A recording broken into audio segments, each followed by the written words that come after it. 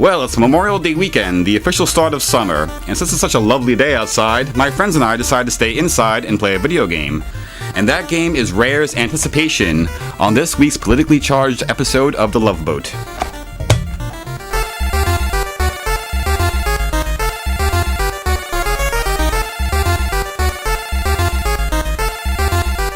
Anticipation, another Rare-developed title, was released in 1988 for your Nintendo Entertainment System. It was a precursor of sorts to the Mario Party series developed by Hudson, but then again, not really.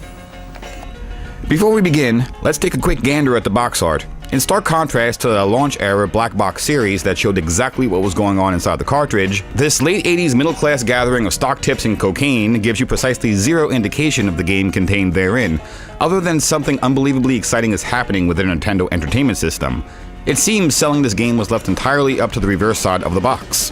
Tired of playing Trivial Pursuit? Had your fill of ethical questions? Then you're ready for Anticipation. This zany, unpredictable, totally whacked-out video board game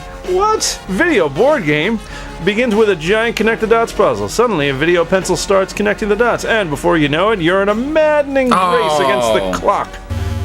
Anticipation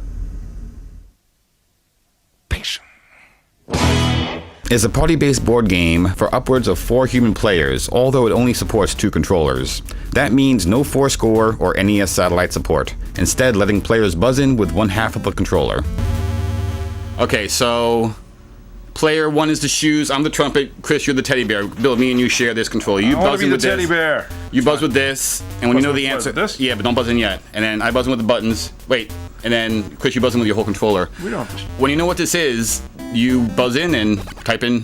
Oh, go enter it. Well, enter it. No.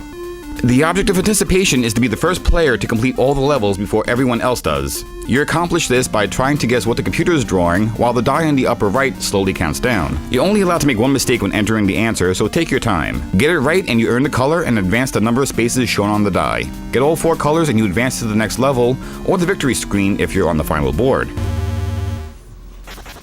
I want to know, Dave, how did you figure that out? Because it was a number of letters and what it looked like, and I guessed. Elementary, my dear Christopher. What am I, the trumpet? I need 3. What am I, a trumpet? There are 4 skill levels you can choose from, which determines the starting group of level 1 puzzles and the number of boards you need to complete. The easiest puzzles consist of guessing what letter of the alphabet is being drawn, while harder puzzles start eliminating the dots, the blank spaces representing the number of letters in the answer, and the colors category, which changes with each new game. The hardest difficulty settings require you to complete 4 boards, with the final one containing gaps. Land on it and you'll plummet back down to level 3.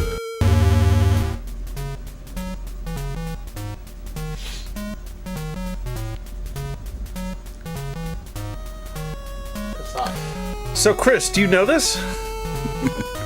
I don't know it, do you? Oh, I don't. Yeah, alright. Just wondering.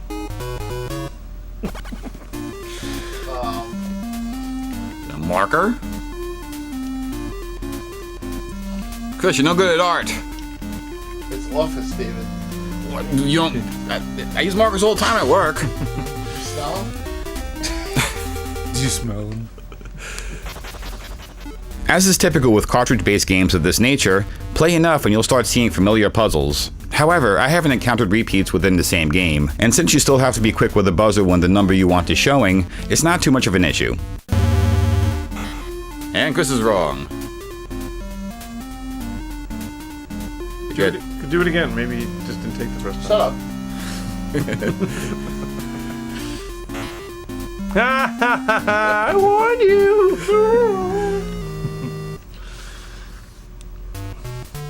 Chris is out of the game. Well, out of this round. Ooh, that looks like some sort of... Chris is making a sound effect.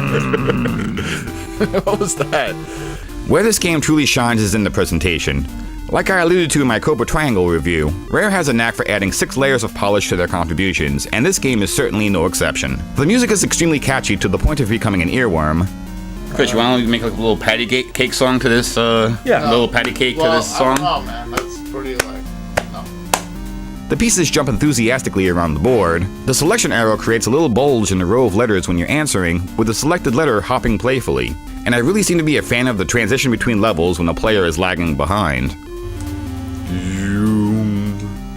While none of these flourishes are absolutely necessary for gameplay, the added whimsy really makes this title stand out amongst others in this genre. Hey, Chris, you're the teddy bear. I am.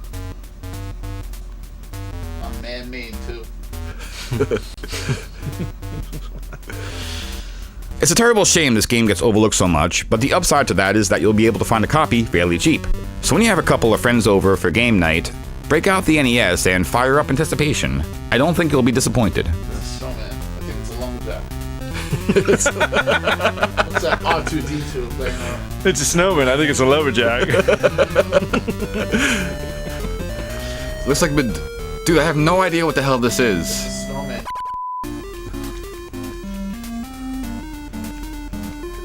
It's a snowman. You.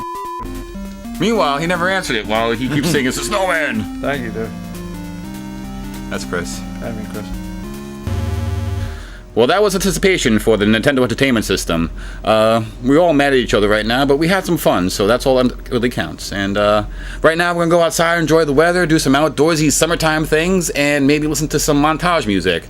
As for now, this was TV Games. See you next week. Guys, give them a dating game kiss.